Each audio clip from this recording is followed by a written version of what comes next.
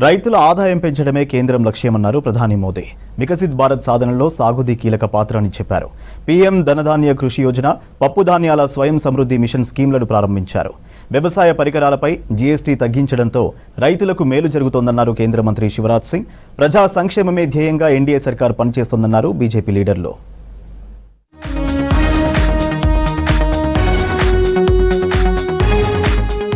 వికసిత భారత సాధనలో వ్యవసాయం కీలకమన్నారు ప్రధాని నరేంద్ర మోదీ. రైతులు బాగుంటేనే దేశం బాగుంటుందన్నారు. ఇతర దేశాల దిగుమతులపై ఆధారపడకుండా ఉండాలంటే వరి, గోధుమతో పాటే పప్పుల దినుసుల సాగు పెంచాల్సిన అవసరం ఉందని చెప్పారు. ఢిల్లీలోనే వ్యవసాయ పరిశోధన కేంద్రంలో జరిగిన ప్రోగ్రాంలో పాల్గొన్నారు. ఈ సందర్భంగా పీఎం ధనధాన్య కృషి యోజన, పప్పు ధాన్యాల స్వయం సమృద్ధి మిషన్ అనే 2 స్కీంలను ప్రారంభించారు.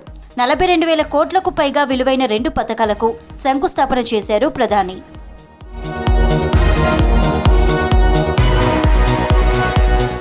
ప్రధానమంత్రి ధనధాన్య కృషి యోజన స్కీంలో తెలంగాణ నుంచి నారాయణపేట, గద్వాల, జనగామ, నాగర్ కర్నూలు జిల్లాలు ఎంపికయ్యాయి. ఏపీ నుంచి అల్లూరి సీతారామరాజు, అనంతపురం, అన్నమయ్య, శ్రీ సత్యసాయి జిల్లాలు ఎంపికయ్యాయి.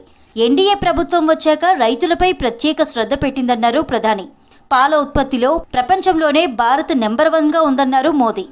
आज इस ऐतिहासिक दिन देश की आत्मनिर्भरता के लिए, किसानों के कल्याण के लिए 2 महत्वपूर्ण नई योजनाओं की शुरुआत हो रही है. पहली प्रधानमंत्री धन धान्य कृषि योजना और दूसरी दलहन आत्मनिर्भरता मिशन. ये 2 योजनाएं भारत के करोड़ों किसानों का भाग्य बदलने का काम करेगी.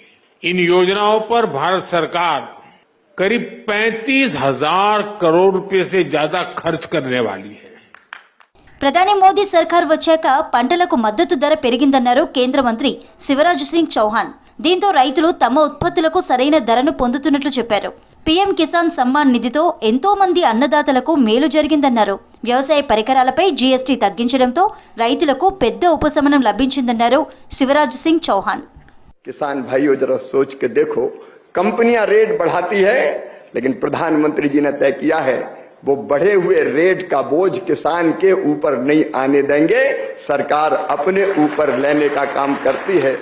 ప్రయాణికుల సౌలభ్యం కోసం ఢిల్లీ రైల్వే స్టేషన్లో యాత్రి సువిధ కేంద్రం ప్రారంభించినట్లు చెప్పారు కేంద్ర మంత్రి అశ్విని వైష్ణవ్. దేశవ్యాప్తంగా దాదాపు 76 స్టేషన్స్లో ఏర్పాటు చేయనున్నట్లు చెప్పారు. దీంతో రైల్వే స్టేషన్లలో రద్దీ తగ్గుతుందని అన్నారు. SP chief MP Akhilesh Yadav ప్రొఫైల్ను మెటా ఫేస్బుక్ రద్దు చేయడంతో కేంద్రానికి సంబంధం లేదన్నారు వైష్ణవ్.